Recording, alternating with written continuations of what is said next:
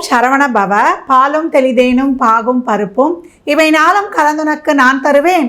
கோலம் செய்துங்க கரிமுகத்து தூமணியே நீ எனக்கு சங்கத்தமிழ் மூன்றும் தா. நெக்ஸ்ட் ஜென் யூடியூப் சேனல் அன்பர்கள் அனைவருக்கும் ஆதித்ய சோனலக்ஷ்மியின் ஆத்ம வணக்கங்கள். இந்த பதிவு கார்த்திகை மாதம் நடைபெறவிருக்கும் பொதுவான பலன்களை கோள்களின் சஞ்சார நிலையை வைத்து என்ன மாதிரியான சாதகமான இல்லை சாதகமற்ற சூழல்லாம் இருக்க போகுது 12 ராசிக்கும் என்பதை இந்த பதிவில் காணவிருக்கிறோம். பதிவுக்குள் போகலாம் வாங்க. கார்த்திகை மாதம் என்பது ஒரு மிகச்சிறப்பான மாதம் என்பது அனைவருக்கும் தெரிந்ததே. ஏன்னா விளக்கிடும் மாதம்னு பேர்.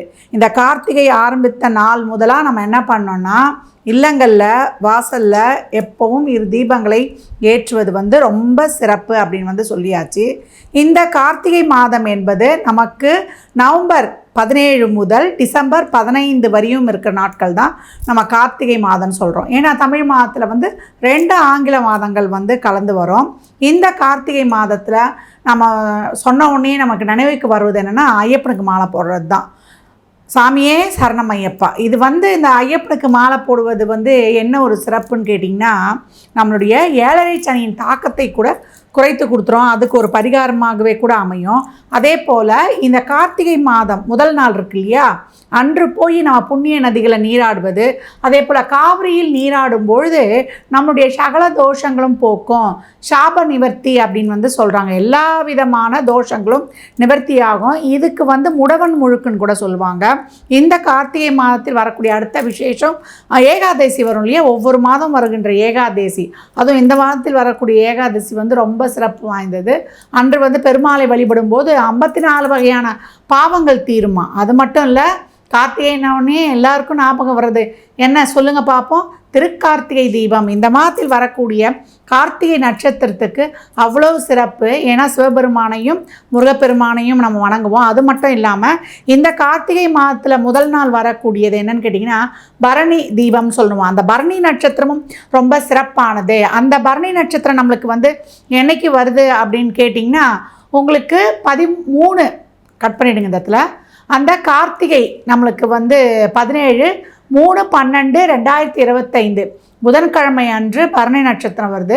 இந்த பரணி நட்சத்திரம் அன்று ஏற்றப்படும் தீபத்திற்கு பரணி தீபம் யம தீபம் என்று பெயர். இந்த தீபத்துக்கு என்னமா சிறப்பு அப்படின்றவங்க அன்று மாலை 6 மணிக்கு மேலே இல்லங்களில் ஒரு 5 தீபங்களை ஏற்றி நம்ம சிவபெருமானை வழிபடும் பொழுது யமதர்மராஜாவே மனம் குளிர்ந்துருவாராம். யமதர்மராஜா சொன்னது, ஐயா பூலோகத்தில் கஷ்டப்படுறோம், மேல்லோகத்தையும் எங்களால் கஷ்டப்பட முடியாது, அதனால் எங்களுக்கு அந்த யம வாதனை இல்லாமல் இறக்கும் தருவாயிலும் நாங்கள் மேலுலக வாழ்க்கையிலும் நிம்மதியான ஒரு நல்ல பலன்களை அடைவதற்கு மேல்லோகம் ரொம்ப இருட்டாம், போக முடியாதான், பல்லாயிரக்கணக்கான மைல்கள் இருக்குமா, அதுக்கு ஒளி காட்டவும் இந்த தீபத்தை ஏற்றுறோம். அது மட்டும் இல்லாமல் 5 தீபங்கள் ஏன் ஏற்றுறோம் அப்படின்னு கேட்டிங்கன்னா பஞ்சபூத தத்துவங்களை உள்ளடக்கியது. அந்த 5 தீபங்கள் வெளியே இருக்கக்கூடிய பஞ்சபூதமும் நம்ம உள்ளே இருக்க பஞ்சபூதமும் சரியாக இயங்கும்போது தான் நம்ம ஆரோக்கியமாக வாழ முடியும்.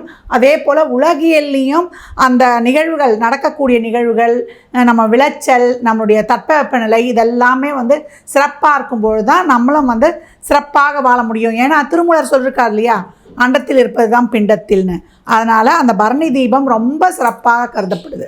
அதனால் பரணி தீபம் ஏற்றி மறுநாள் திருக்கார்த்திகை நம்மளுக்கு 4/12/2025 வியாழக்கிழமை அன்று நம்ம தீபங்கள் இல்லந்தோறும் தீபங்கள் ஏற்றி வழிபடுவதும் ரொம்ப சிறப்பான பலனை தரும். நம்ம கேட்டதை உடனே தரக்கூடியவர் சிவபெருமான். அதனால் அந்த நாளில் குறைந்தது 27 தீபங்கள் ஏற்றி வழிபடுவது ரொம்ப சிறப்பு. அதற்கு மறுநாள் பாஞ்சராத்திர தீபம்னு நம்ம சொல்லுவோம். அது என்னென்னா பெருமாள் ஆலயங்களில் தீபம் ஏற்றி வழிபடுவது, அன்றைய தினமும் நம்ம இல்லங்களில் தீபம் ஏற்றி வழிபடுவது மிக சிறப்பான லக்ஷ்மி கடாட்சத்தை தரும். மேஷ ராசி மேஷ லக்னத்திற்கான பலன்களை காணவிருக்கிறோம். இந்த கார்த்திகை உங்களுக்கு சிறப்பான பலன்களை அளிக்கவிருக்கும். ஏன்னா நிறைய எனக்கு ஏதாவது நடக்காதா அப்படின்னு காத்து கொண்டிருக்கிற மேஷத்துக்கு இந்த மாதம் தொழிலில் நல்ல மாற்றங்களை, ஏன்னா குரு உங்களுக்கு பார்த்திங்கன்னா அதிசாரத்தில் உச்சமாகி வக்ரமாகி இருக்கிறாரு.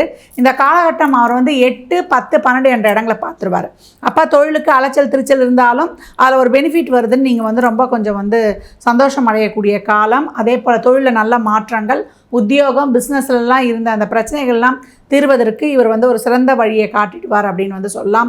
நல்ல படிப்பு, ஊர் மாற்றம், இடமாற்றம், உத்தியோக மாற்றம் இதெல்லாம் உங்களுக்கு வந்து ப்ராப்பராக கிடச்சிடும். கணவன் மனைவிக்கிடையே இப்போல்லாம் வந்து ஏதாவது ஒரு சண்டை இதெல்லாம் இருந்துச்சுன்னா அதெல்லாமே வந்து உங்களுக்கு சிறப்பாக தரும். இருந்தாலும் ராசி அதிபதி வந்து 8ஆம் இடத்தில் இருக்கிறார். அதனால் நிறைய குழப்பங்க, நம்ம செய்யக்கூடிய செயல் வந்து சரியான்ற ஒரு சந்தேகம் வந்து இருக்கும். அதை மட்டும் வந்து நீங்கள் தவிர்த்து கொள்ளுங்கள். கோபத்தை குறைச்சி கொள்ளுங்கள். மேஷம் எதெல்லாம் கவனம் இருக்கணும்னா, ஒரு வேலையில் வந்து உங்களுக்கு கூடுதலாக வந்து நேரம் எடுக்கும். உழைக்கிறதுக்கு இங்கே அஞ்சக்கூடாது. அதே போல் ரொம்ப தூரமாக இருக்கே, அலைச்சல் திருச்சலாக இருக்கே அப்படின்றதுலையா நினச்சி நீங்கள் வந்து ஒரு விரக்தி மனப்பான்மைலாம் எடுத்துக்கக்கூடாது. இந்த காலம் நீங்கள் வந்து உடல் ஆரோக்கியத்தில் கவனமாக இருக்கணும்.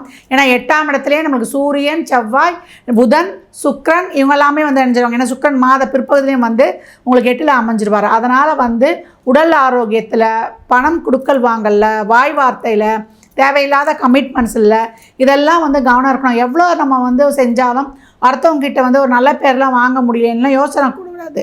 ஏன்னா 7.5 சனி சென்று கொண்டு இருக்குது. அதனால் நம்ம எந்த ஒரு விஷயங்கள்லையுமே நம்ம கொஞ்சம் பொறுமை, விழிப்புணர்வு உங்களுக்கு இந்த காலகட்டம் அவசியம். வார்த்தைகளை விட்டுடாதீங்க.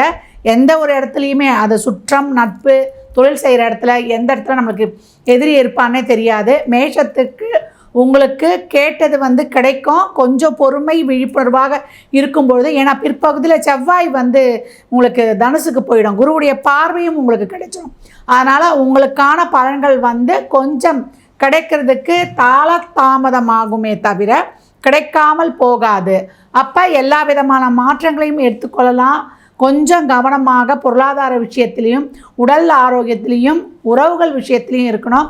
மாணவர்கள் கொஞ்சம் எஃபர்ட் கூடுதலாக போட வேண்டியது இருக்கும். வயதானவர்கள் ஹெல்த் செக்கப் பண்ணிக்கொள்வது ரொம்ப சிறப்பு. பெண்களுக்கு தேவையில்லாத மன உளைச்சல், ஒரு விரக்தி மனப்பான்மைலாம் இருக்கும்.